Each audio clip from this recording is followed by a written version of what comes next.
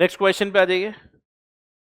Next question में क्या दे रखा है कि एक थिन रिंग है, metal ring of radius small r, floats on water surface and bends the surface downwards along the perimeter making an angle theta with the vertical edge of the ring. If the ring displaces the weight of water W and surface tension of water is T, then the weight of the metal ring is.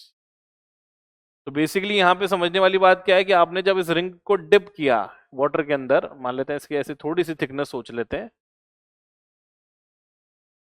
तो इस water को दो चीजें की। एक तो इसने यहां से इस वाटर को थोड़ा सा बेंड कर दिया है, और ये जब रिंग यहाँ पड़ी हुई है तो इसने कुछ वाटर को डिस्प्लेस भी कर दिया है। तो ये रिंग के ऊपर ये वाटर दो तरह के फोर्स लगा रहा है। एक तो बाइंड फोर्स लगा रहा है, वाटर डिस्प्लेस किया है, कितना बाइंड फोर्स है तो अमाउंट ऑफ वाटर डिस्प्लेस वो तो डब्ल्यू है। दूसरा यहाँ पे जो सरफेस टेंशन है ना, इसके कारण भी फोर्स है। अब इसने कितने एंगल पे डिप किया है, तो ये एंगल जो दे रखा है ये थीटा एंगल दे रखा है, वाटर डिप कर गया है थीटा एंगल पे, ठीक है। तो ये एंगल बेसिकली थीटा है। तो टी का इधर कॉम्पोनेंट आएगा टी कॉस थीटा। तो जो फोर्स आना चाहिए नेट वो आना चाहिए एक तो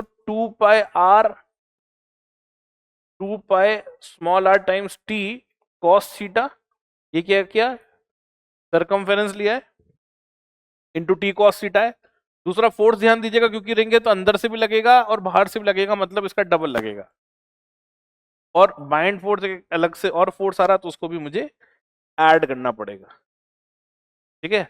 तो चेक कीजिएगा, तो आंसर जो है वो डी ऑप्शन बन जा रहा है, 4π/r/t cos theta plus wait के बराबर। टोटल इतना फोर्स जो है वो इस रिंग पे इस लिक्विड के कारण लग रहा होगा।